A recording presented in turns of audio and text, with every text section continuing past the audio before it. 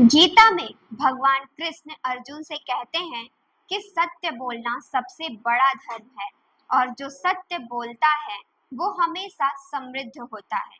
पर शायद ये कथन भारतीय राजनीति और उनके सत्ताधिकारियों पर लागू नहीं होती। अगर होती तो वो उनके स्वयं के लिए आपत्तिजनक हो जाती। नमस्कार, स्वागत है आपका टाइम्स ऑफ हिंद में। मैं हूं कंचन।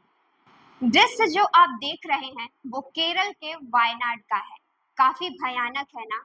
इसी घटना पर 31 जुलाई को राज्यसभा में केंद्रीय गृह मंत्री अमित शाह ने अपने दावे प्रस्तुत किए और राज्यसभा में बताया कि ये दृश्य केरल सरकार की लापरवाही का नतीजा है। गृह मंत्री अमित शाह बताते हैं कि केरल में पूर्व अलर्ट के बावजूद कोई तैयारी नहीं की, जिसके बाद इन दावों की मीडिया पर फैक्ट चेक किया गया और द हिंदू द्वारा किए गए फैक्ट चेक में ये साफ हो गया कि केंद्रीय गृह मंत्री ने अपने बड़े बड़े दावों से राज्यसभा को गुमराह किया, जो बाद में झूठा साबित हो गया।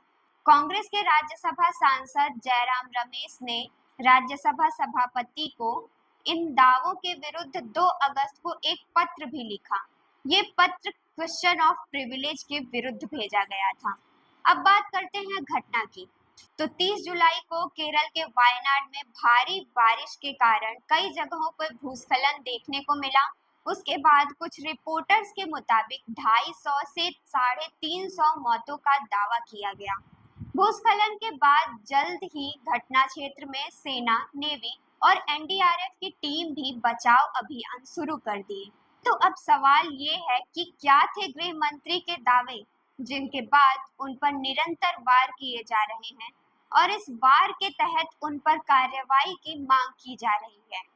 31 जुलाई को अमित शाह राज्यसभा में दावा करते हैं कि 30 जुलाई को केरल सरकार को भारत सरकार द्वारा अर्ली वार्निंग दी गई थी। उनका कहना है कि ऐसी ही चेतावनी केरल सरकार को 24 और 25 को भी दी गई थी। साथ ही उनका कहना है कि 26 को पूर्व चेतावनी भी दी गई थी और बताया गया था कि 20 सेमी की वर्षा होगी और लैंडस्लाइड का खतरा है। परंतु केरल सरकार ने इस चेतावनी को गंभीरता से नहीं लिया और घटना ने तमाम जान माल के नुकसान को रोक दिया। इसके बाद अमित शाह बताते हैं कि उनके अनुमोदन से 23 जुलाई को 9 एनडीआरएफ की टीम केरल के लिए रवाना हो गई थी।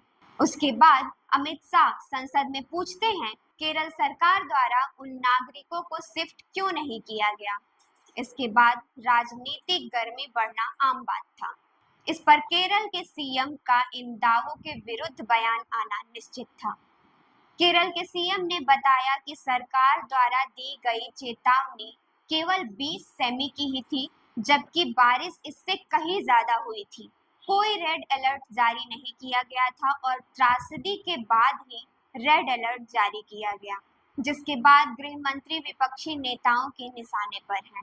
और अब सवाल ये है कि क्या जनता की लाशों पर राजनीति की रोटियां सेकना सही है, जहां मुद्दा ये होना चाहिए कि मिलकर कैसे इस घटना में ज्यादा से ज्यादा राहत प्रदान कर सके। परंतु मुद्दा ये उठ रहा है कि किसने कितना चूक किया। आपकी इस मुद्दे पर क्या राय है, हमें कमेंट करके जरूर बताएं और देखते रहें टाइम्स ऑफ हिंद। धन्यवाद।